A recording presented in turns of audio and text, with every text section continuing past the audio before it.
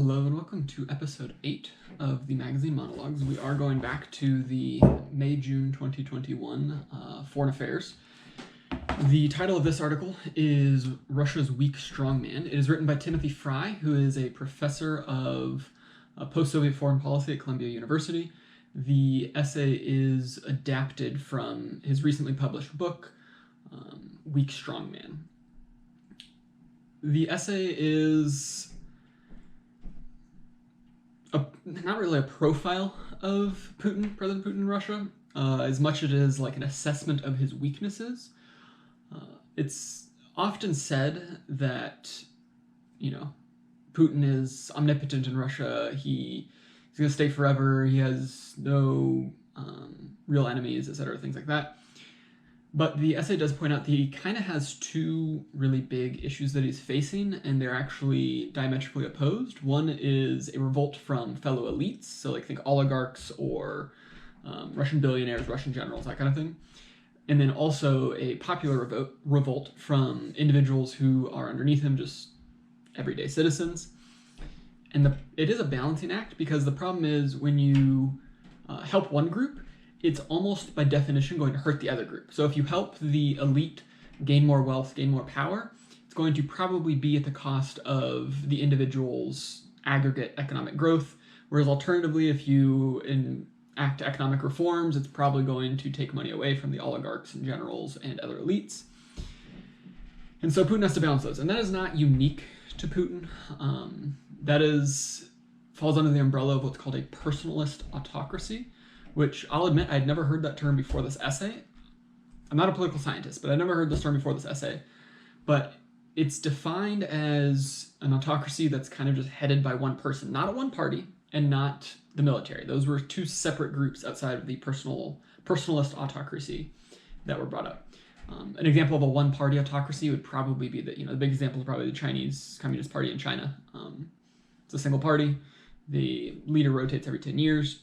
Although this is unrelated to this essay, but there are questions about whether President Xi Jinping is going to actually step down at the end of his 10-year term, like he is expecting, like people, or presidents of China have been doing. But so that would be a one-party system. Military system would be more like the Myanmar military. And they are distinctly different because this is all coming from the essay. So in a military or one-party system, the president or the leader or premier, whatever title they hold, the head of the state, can retire, right? Like President Xi Jinping could retire and become, I don't know, the Secretary of Interior Affairs for Culture or whatever, like some sort of like titular role. Like it's basically just a title, right? It's still posh, he's still respected and things like that.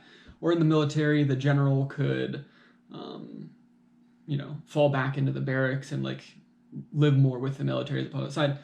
Personalist autocracies though, those leaders, generally speaking, can't retire, because when they lose power or step down or are otherwise ousted, they generally end up in jail, exiled, or killed for two main reasons. Reason number one, there's some sort of revolt and they just get taken. Reason number two is the person that comes after them doesn't really want to leave a formerly popular and formerly powerful individual just like out there to potentially question their rule or question their policies or fight them in the media or things like that. And so those are kind of the two, I guess, three big things that Putin's facing is how to step down, how to keep a popular revolt from happening, and how to keep himself from getting ousted from other elites. And Putin is powerful. There's no disagreement about that. But due to the bureaucratic size and complexity of the country of Russia, hundreds of millions population, I believe it spans 11 time zones. It goes all the way from the North Pacific in the east, all the way over to Eastern Germany border and Baltic Seas area and stuff in the west. It's massive. And so the bureaucratic size and complexity actually makes it so Putin isn't omnipotent. yes, if he wanted to implement a policy, it could be done, but he will inevitably have to delegate tasks and delegate policymaking to some other people, and then they'll delegate and they'll delegate, and it just keeps going down the chain. And due to that, there will be slippage, right? Like maybe, this is hypothetical, it wasn't brought up in the essay by any means, but the slippage part was, but not the hypothetical I'm about to bring up. Like Putin could tell his best friend that absolutely knows what he wants to have happen to enact this policy. This best friend then tells two employees to do something, who then finds some other people. And even at 95% compatibility at each juncture, you're going to slowly lose, right? So maybe when it finally happens, it's 40% of what Putin had originally planned, or things like that.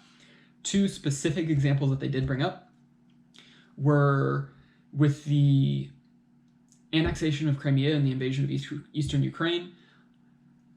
It was a like paramilitary private group that had ties to the Kremlin, but wasn't like officially the Kremlin doing these things. And one of the big hiccups was when they shot down the Malaysian Airlines flight, which I forget the number off the top of my head. I think it was MH370 or 370 or something like that. But it was 7 years ago, I think. But they shot down the commercial Malaysian Airlines flight over eastern Ukraine. It's been attributed to these rebel groups that are like loosely aligned with the Kremlin, but not really. And another one was during a lot of cyber attacks. The Kremlin outsources these to groups that are not officially part of the Russian government, which is just another way that you relinquish a little bit of policy control and execution control.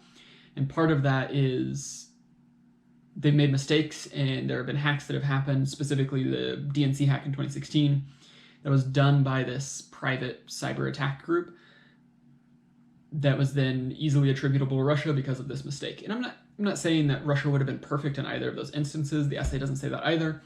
But they are examples of how when Putin and kind of the Kremlin and Russia more broadly delegate power to other people, there's just inevitable slippage, and mistakes are going to happen. And mistakes still happen outside of that, but it just illustrates it. So personalist autocracies, which again is how they've classified the Putin regime in Russia, is going to primarily hold itself up based on public popularity and trustworthiness. In the last 4 years, I want to say it was 2017 and then maybe a 2020 poll or something like that, but it was definitely 2017 and then the recent years. Putin's popularity has been falling, as has his trustworthiness with the people, and that is problematic for a personalist autocracy. In a one-party system, if they don't like the leader, you can just kind of replace him, right? Like, I mean, it's not going to be a perfect system, and I'm sure there's going to be some sort of hoopla, and it's going to be a problem, but when its party is more powerful than person, not an issue. Military, same thing. If a bunch of the generals decide that they don't like the current general leading things, they could just put in a new general, right? When it's a single individual that's essentially in charge, there's no way to really replace them. I don't want to use the word peacefully, because even in one party in military systems, there are problems as far as peaceful transitions. But there's no like prescribed way to replace a personalist autocrat. Putin is in his 21st year of power, I believe. I believe that he officially took power in 2000. If you look online, though, he was an acting leader at the end of 99. So I only know this because it actually came up in a trivia question. It was not in the essay, I don't believe. It was just a trivia question that I answered a few years ago. I thought he took power in 99. I really did. But he was acting, which was not official, and so I would believe it in 2000. So he's in his 21st year of power. The first decade, popularity and his trustworthiness and et cetera were basically just buoyed by high energy prices, $100, $120 barrels of oil. Russia is a net energy exporter. I mean, they export energy all over the globe. And so high energy prices buoys the economy, increases the standard of living for everybody. Everybody's happy. And obviously not everybody, but you know what I mean? Like the economic wealth is growing. I believe it said in the first decade it was something like a doubling of people's standard of living in Russia. And then the second decade was a nationalist populist kind of spur that kept him popular with the successful annexation of Crimea and other actions that were taken. I believe it was that decade as well, though it could have been a couple years earlier, but the Georgia incidents. So that's first decade energy prices. Second decade was populist nationalism and these like wildly successful, from a Russian perspective, wildly successful foreign policy decisions. Now we've entered the third decade, and there's been more problems. There's been more protests, there's been more outspoken critics, there's been more unrest, his popularity is falling, and there's no nationalism sentiment really to keep him up, and there's no high energy prices to keep him up. So President Putin has actually been resorting more to repression recently. It's been all over the news if you've missed it in the last year or two. It's been repressing all sorts of things. I mean, currently in the process of repression with all the Navalny protests and Navalny imprisonment, etc.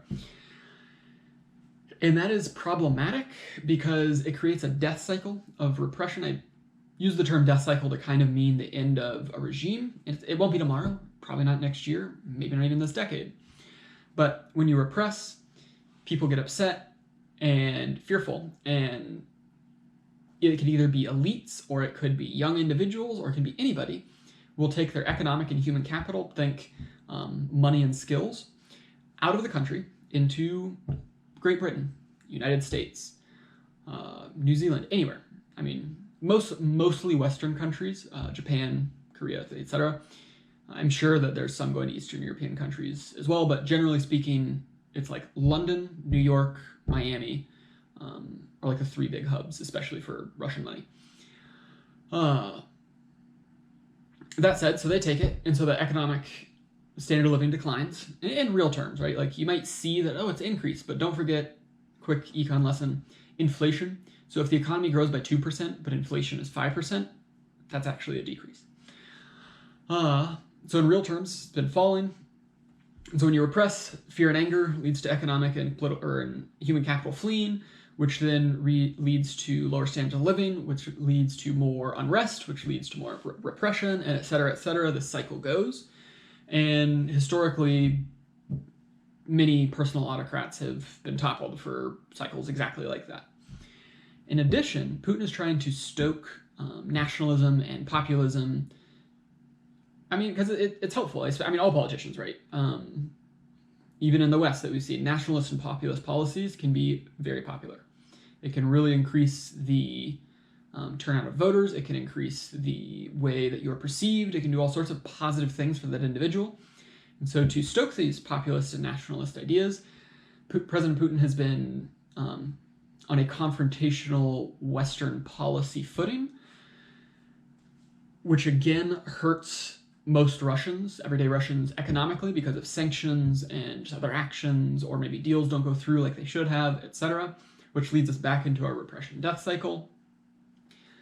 And it is also kind of a balancing act because Putin need is a strong term, but Putin is confronting the West, but he doesn't want to confront the West so hard or so fierce that there is an actual confrontation with the West.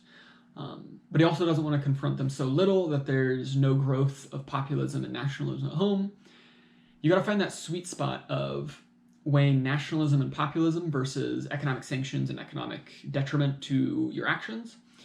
The essay doesn't actually speak to whether or not they think Putin has done so, but the essay does end on a fact that Putin just has many balancing acts to do. How aggressive to be with the West, how much to enact economic reforms to help the people at large, how much to actually just feed more money to the elites, and things like that.